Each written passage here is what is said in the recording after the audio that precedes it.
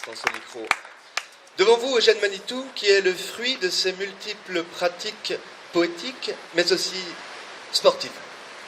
Le premier sport que j'ai appréhendé, que j'ai choisi de pratiquer, se pratique avec une balle jaune, une short et une raquette. Il s'agit du tennis.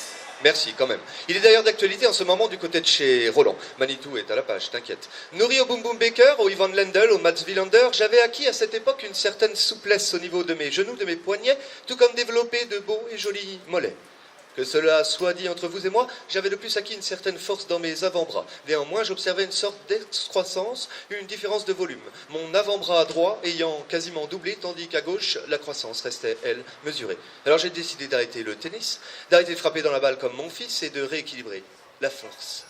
Il faut dire aussi que mes appétences sportives se dirigèrent vers un autre rectangle, celui-là vert. Il s'agit bien évidemment du football. Oui, pardon, du football.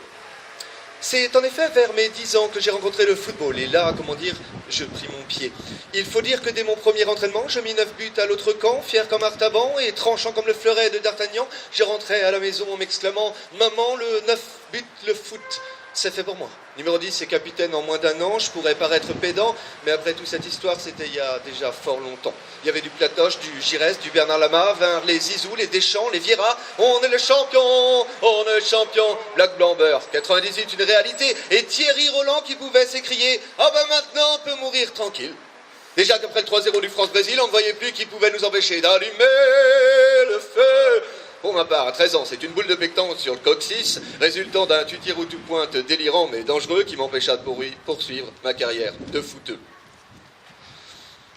Après, je me souviens tout de même d'une bicyclette en pleine lucarne, mémorable. Et à ce moment-là, j'ai préféré le pavé, car tous les ans, c'est la même. Il y a les classiques artésiennes et les tranchées du Paris-Roubaix. Et puis l'été, c'est la petite reine qui s'élance sur les routes de France. Dans ma vie, j'ai, comme tout à chacun, pédalé, kiffé d'avoir le vent dans mes cheveux et cette liberté. Mais en juillet, si vous me cherchiez, j'étais devant ma télé, à voyager. Et ça se met en danseuse pour grimper l'école. Et les hors catégories, ça pédale dans les Alpes, les Pyrénées, et les chevreuses sont escaladées, pardi. À cette époque, ça Virenque, ça Capucci, ça Decker, ça Pantani. Avant encore, c'était Hinault, Fignon et Lemon. Et depuis tout le temps, le bronzage, à cette époque, s'appelle vélocipède agricole. Le public, pardon. Non, je crois que ce qui m'a grillé, sportivement parlant, c'est toutes ces clubs au bec que j'ai grillés. Depuis tout ce temps, panne de motivation, résultat en baisse, morale en berne. J'ai heureusement retrouvé le sourire et rebondi sur les scènes slam. 3 minutes et quelques secondes qui traînent.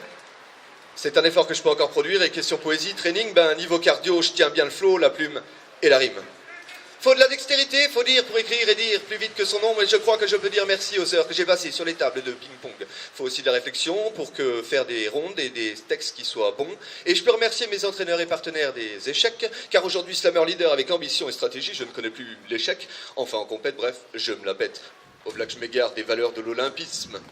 What else? Peut-être que le baron de Coubertin doit se sentir comme la tour de Pise. De bien me regarder passant dans ma Benz. Merci. Ouais.